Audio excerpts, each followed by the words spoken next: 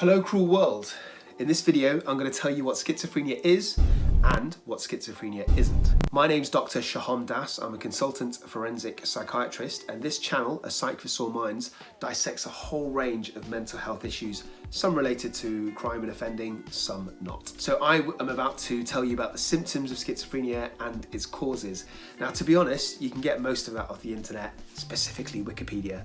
So I'm going to use my 15 years of experience as a psychiatric doctor and my hundreds of patients that I've assessed with schizophrenia to give you some personal insights.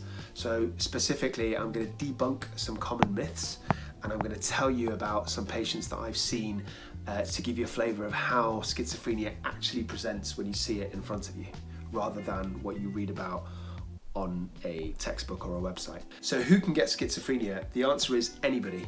It tends to happen slightly more to males than it does to females.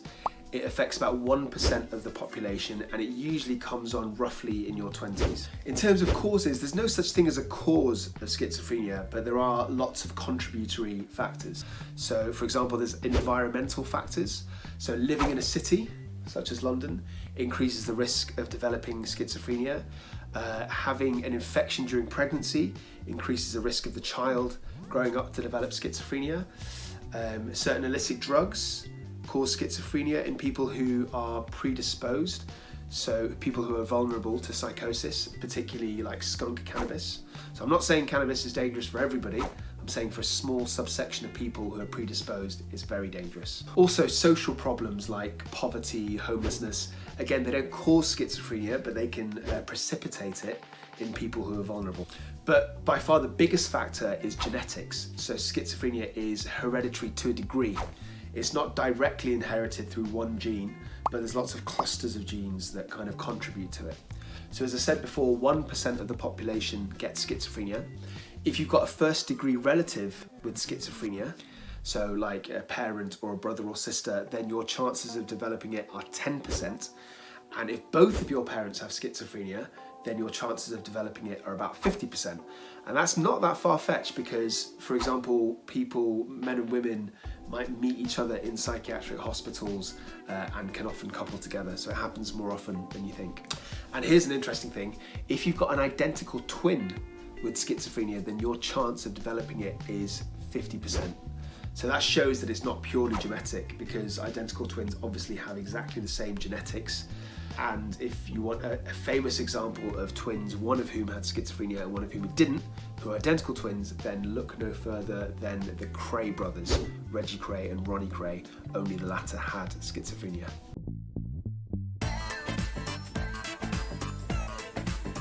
So what are the symptoms of schizophrenia? They're broken down into positive symptoms and negative symptoms. Positive symptoms, the ones that are most common, are hallucinations and delusions. Hallucinations most often take the form of auditory hallucinations, so that's hearing voices. So a good example of this are command hallucinations, which is a voice telling you to hurt people or to hurt yourself. And for some sufferers, it just becomes unbearable and they feel compelled to listen to this voice.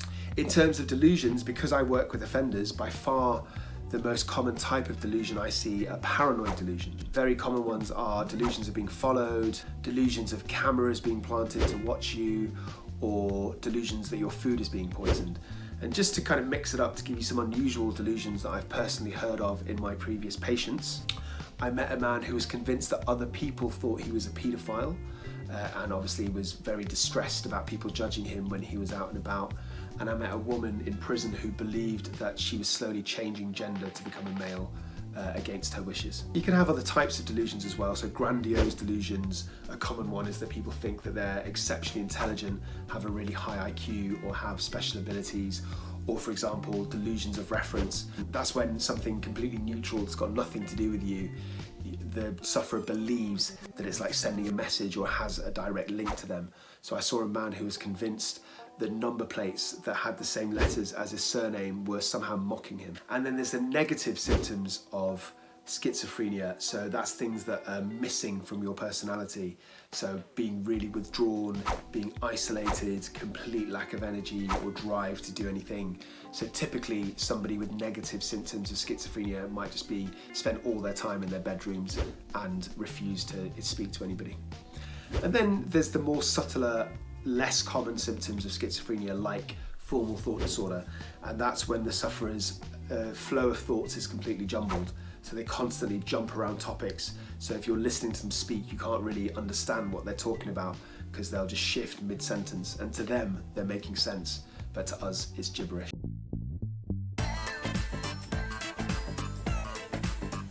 Okay, now I'd like to debunk some common myths about schizophrenia.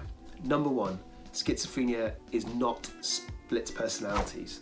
For some reason, this is a common misconception. It's got absolutely nothing to do with split personalities.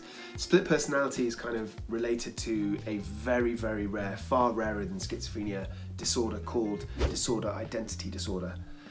And some psychiatrists, including myself, are a bit skeptical about this, whether it actually exists, but that's a whole different video.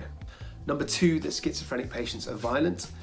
They're more likely to be the victim rather than the perpetrator of an assault. So the vast majority of people with schizophrenia or any mental illness are not violent. But there are some exists that literally is what I do for a living, so it cannot be denied.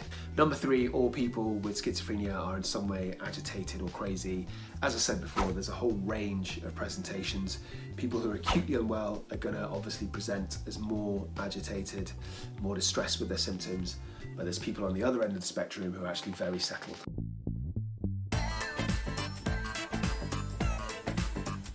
Okay, so I'm going to give you three quick sort of brief examples of cases that I've seen with schizophrenia. I'm not going to go into a lot of detail because the video will be too long.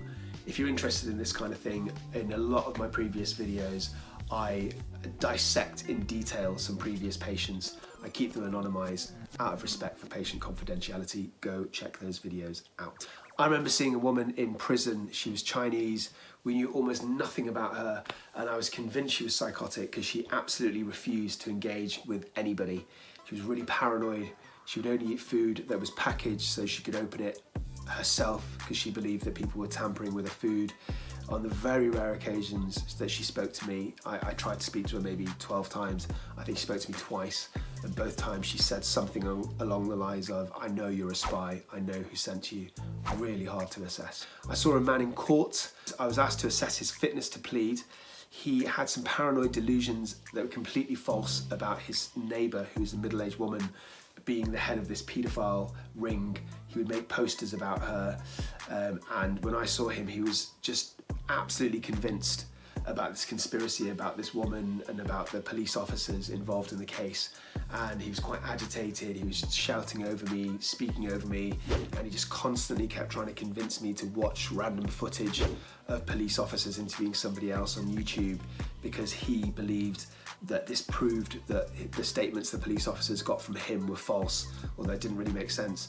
Plus he had this like laminated witness statement from a police officer that he kept trying to get me to read.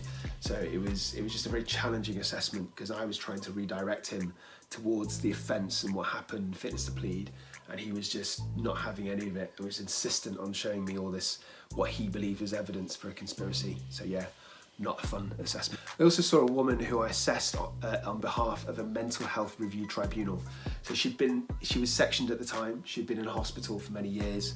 She was on clozapine, which is a really strong antipsychotic medication. She'd become much better, very independent, especially compared to how she was when she came in. She had leave from the hospital every single day. She was doing long shifts, working as a volunteer in a charity shop. She was still hearing voices, but over the years she'd gained insight, so she knew that the voices weren't real and she'd learned to ignore them. Bit isolated, but that probably wasn't going to improve given that she'd been on medication for so long. I think the benefits were limited. So I believed that she was well enough to be discharged, so that's what I recommended, and I helped her leave hospital.